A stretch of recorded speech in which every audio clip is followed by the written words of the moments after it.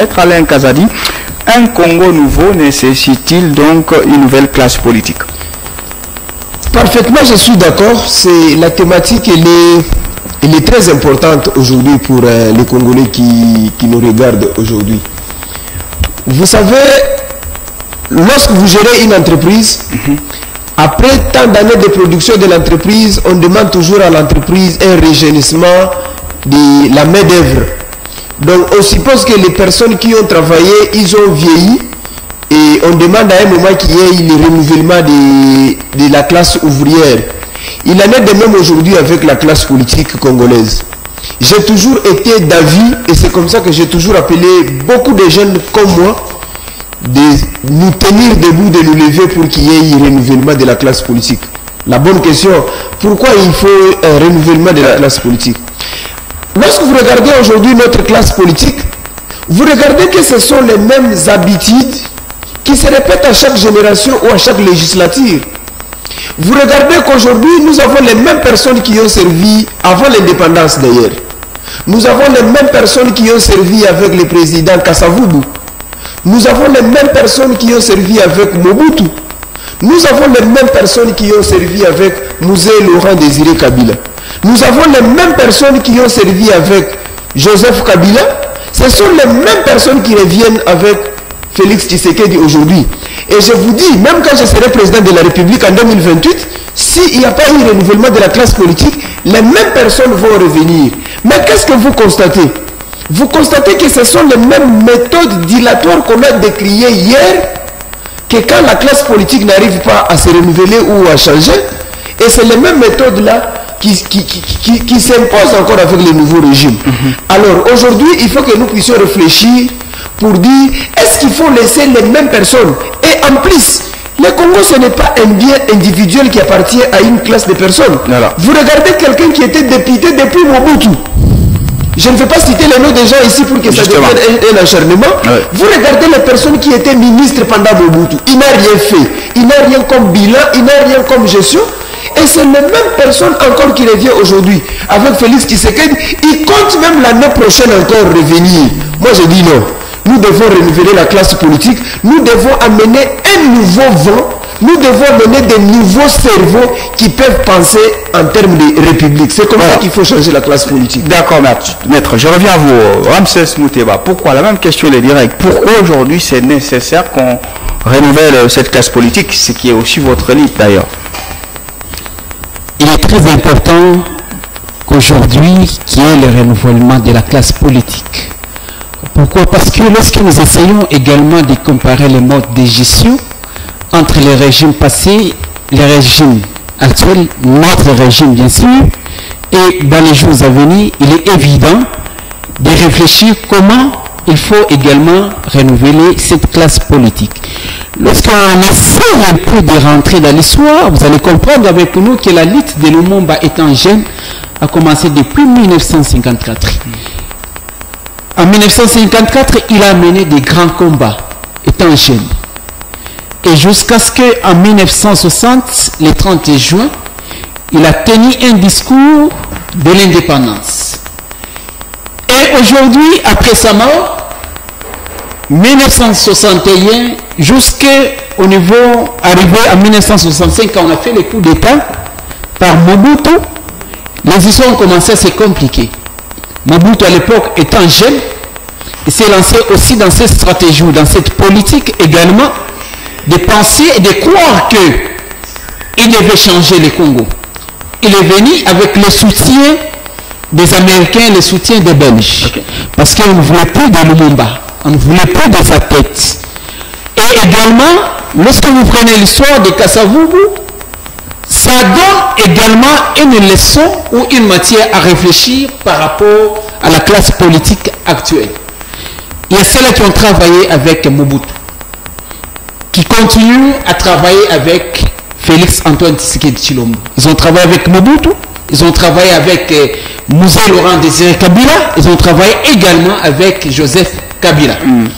Ces gens-là ne pensent que sur leurs propres intérêts. Pourquoi la population, pourquoi nous, une presse ou la CAPOP, voulons qu'il y ait un changement de la classe politique? le changement de la classe politique amène un nouveau vent. Et lorsqu'on change la classe politique, les jeunes qui viennent, ils amènent une pensée, non seulement la pensée à sens unique, mais une pensée qui peut également apporter un développement. Avec les vieux qu'on a connus dans ces pays qui reviennent toujours, qui ont occupé plusieurs ministères, qu'est-ce qu'ils ont fait? C'est la question que tout le monde se pose. Okay. Vous allez voir même dans leur village, il n'y a même pas de lieux d'aisance qu'ils ont construits avec tout ce qu'ils ont gagné dans les comptes de la République. Ils préfèrent détruire la République pour aller investir ailleurs.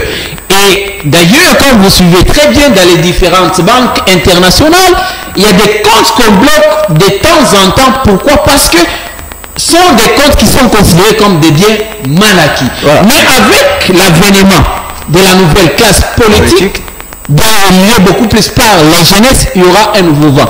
Mais il y a une remarque capitale qu'il faut préciser. Renouveler la classe politique aussi implique une réflexion minutieuse. On ne va pas seulement renouveler la classe politique, on amène les jeunes au changement, mais les jeunes qui ne pensent pas. Il faudrait également penser aux têtes pensantes que lorsqu'il y aura renouvellement de la classe politique, les jeunes qui viendront doivent apporter un vent nouveau pour apporter un changement et un grand développement dans notre pays. Maître Alain, ce qui est remis en cause ici, c'est l'âge ou c'est la mentalité? Vous déploriez ici que non, c'est la méthodologie appliquée par l'ancienne classe politique qui semble être inopportune aujourd'hui. Qu'est-ce qui est remis en question ici? C'est l'âge ou bien c'est la mentalité? Les deux sont remises en cause aujourd'hui. Il y a l'âge qui est remis en cause, mais il y a aussi la mentalité. Vous savez, lorsque vous prenez quelqu'un de l'époque de Lumumba, vous l'amenez aujourd'hui à la gestion, sa mentalité a été forgée du système éducationnel de Lumumba. Lorsque vous prenez quelqu'un qui a évolué pendant la période de Joseph Kabila, sa façon de faire les choses, son conseil intellectuel ou son mind a été forgé. Une période récente d'ailleurs. Et c'est comme ça que vous regardez qu'à chaque génération, il y a les mêmes mentalités que nous décrions, mais qui reviennent aujourd'hui. Lorsque vous regardez aujourd'hui en Afrique subsaharienne aujourd'hui, vous regardez qu'il y a un nouveau vent. Pourquoi? Parce qu'il y a une catégorie de jeunes qui arrivent au pouvoir avec d'autres minds. Regardez aujourd'hui avec le président Ibrahim Traoré. Lorsque vous regardez aujourd'hui le Burkina Faso est en train de rentrer sur les rails. Pourquoi? Parce que cette catégorie de vieux dirigeants de l'indépendance ont pour modèle de gestion ce que les Belges ont laissé aujourd'hui. Alors, ce qui est remis en cause, c'est les deux. Nous ne faisons pas la lutte contre les vieux. Justement. Mais nous disons seulement aux vieux qu'ils ont géré, qui nous ont montré leur façon de gérer, leur façon d'évoluer, et nous avons détecté des imperfectionnements qui font face aujourd'hui. C'est même notre système éducatif. J'ai toujours dit aux gens, il faut se regarder dans les yeux comme ça et prendre les programmes éducatifs, les mettre à côté, parce que l'ensemble des choses qui est dedans n'arrive pas à former le cadre dont le pays a besoin aujourd'hui. Il en est de même avec la classe politique. Nous devons mettre certaines personnes à côté. Et la bonne manière de mettre ces personnes à côté, ce n'est pas un acharnement, c'est par la voie des élections. Nous devons les sanctionner pour les élections. C'est même pour ça qu'on s'interroge aujourd'hui, parce qu'il y a une opportunité, une compétition électorale qui se profile. On reçoit Cassine Justin Géry, il est communicateur provincial du PPRD. Et la question, bienvenue déjà monsieur, la question est-ce que vous trouvez aussi opportun aujourd'hui que la classe politique soit renouvelée? Et pourquoi, si vous êtes pour? Merci d'abord pour l'invitation. Justement. Je ne crois pas la priorité, ça soit le renouvellement de la classe politique. Okay. Parce que, certes, nous étions un peu plus jeunes à l'époque, mais dans les années 90, les gens se plaignaient sur ça. Dans les années 2000, on s'est plaint sur ça. Dans les années 2010, on s'est plaint sur ça. Dans les années 2020, nous sommes en train de nous plaindre sur ça. En fait, moi, je pense que nous attaquons le problème du mauvais côté. Quand on parle du renouvellement de la classe politique, quand on parle de la jeunesse, les vieux, nous sommes tous le reflet de la société congolaise. Nous sommes tous le reflet de cette société. Certes, peut-être par opportunisme, aujourd'hui, nous, en tant que jeunes, nous pouvons dire que non, on doit renouveler la classe politique. Mais les mêmes causes produisent les mêmes effets. Oui. On peut facilement renouveler la classe politique aujourd'hui, mais cette classe politique renouvelée, si elle n'est pas changée dans le fond, ça va produire toujours les mêmes effets. Le problème, monsieur le journaliste, ce n'est pas le fait de renouveler la classe politique. Le problème est à prendre à dos de cuillère. c'est-à-dire le peuple. Vous savez, vous pouvez être animé de la bonne foi. C'est comme je dis souvent, prenez le plus grand homme politique du monde, prenez le plus grand homme politique que l'on connaisse, qui soit motivé de la plus bonne motivation, mais face à un peuple qui ne reconnaît pas ses droits, face à un peuple qui ne sait pas réclamer ses droits, cela n'en vaudra pas la peine. Moi, je pense que le problème n'est pas d'abord le renouvellement de la classe politique, mais avant ce renouvellement de la classe politique, le problème, c'est d'abord la mentalité de la société congolaise. Nous avons tous les dirigeants que nous méritons. Les uns meilleurs, les autres animés de bonne volonté, les autres étectéries, les autres disciplinés, les autres qui manquent de discipline. Mais dans le fond, nous avons tous les dirigeants que nous méritons. Parce que, qu'on se le dise un peu, la plupart du temps, on aime toujours responsabiliser les politiques, la plupart du temps, on aime toujours responsabiliser les hommes politiques, mais qu'on se le dise. Vous avez une constitution qui est violée, vous ne réclamez pas votre droit. Il n'y a pas de méritocratie, vous ne réclamez pas votre droit. Vous pouvez être l'homme politique qui est animé de la plus bonne des intentions. Vous pouvez être l'homme politique qui vient avec les meilleures idées. Mais quand vous remarquez que je vais être là pour 2 ou 3 ans, qu'est-ce que je dois faire? Quelles sont mes priorités? Et comment est-ce que le peuple, est-ce que les choses vont se redresser? Tout cela, ça ne va pas de la jeunesse, ça ne va pas de la classe politique vieille, ça ne va pas même des enfants, mais ça va d'abord de la population. Notre peuple. Tant que le peuple congolais, moi j'ai toujours dit que le plus grand responsable de tout ce qui nous arrive, je n'ai pas dit le premier, justement, je dis le plus grand responsable de tout ce qui nous arrive, c'est le peuple. Pourquoi? Il est naïf? Je ne dirais pas que le peuple est naïf, je dirais que le peuple ne sait pas réclamer ses droits. Vous pouvez avoir le droit aujourd'hui, vous êtes journaliste, vous êtes dans votre chaîne de télévision aujourd'hui, vous avez par exemple le droit à vos heures supplémentaires. Tant que vous ne savez pas réclamer ces heures supplémentaires ne vous seront jamais dues. Tant que le politique, je parle du politique, que ce soit au temps de Lumumba, de Mobutu, tant que le politique ne se sentira pas redevable face à la population, il faudra peut-être espérer un Mao Tse-tung pour que les choses changent. Merci. Ramsès, à vous cette question.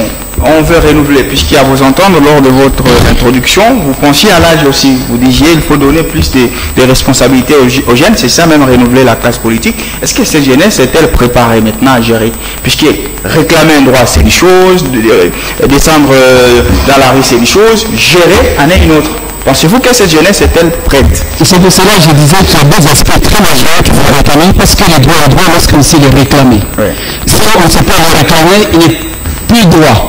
Aujourd'hui, il est très évident et très important qu'il y ait les renouvellements de la classe politique, parce que ces renouvellements apportent les changements en ce qui concerne la mentalité. Écoutez, aujourd'hui, il est très important et très évident qu'on parle des changements de la mentalité. Changement de la mentalité. Le changement de mentalité commence d'abord par nos familles. Si une famille n'a pas su éduquer ses enfants comme il se doit, même la société ne fera pas le travail de la famille. La famille éduque mieux que la société. Écoutez, il y a ce qu'on appelle l'éducation diffuse, l'éducation qu'on ramasse au sein de la rue. C'est parce que la famille n'a pas su éduquer correctement. C'est pour cela quand on parle de changement de la mentalité, l'homme congolais doit être d'abord conscient de lui-même que je dois d'abord changer moi-même. Lorsqu'on appelle la masse ou la foule à changer au moment où on n'arrive pas à intérioriser ces changements, ça pose un problème très sérieux. Il y a un comportement qu'on retrouve à certains dirigeants qui s'appelle leader.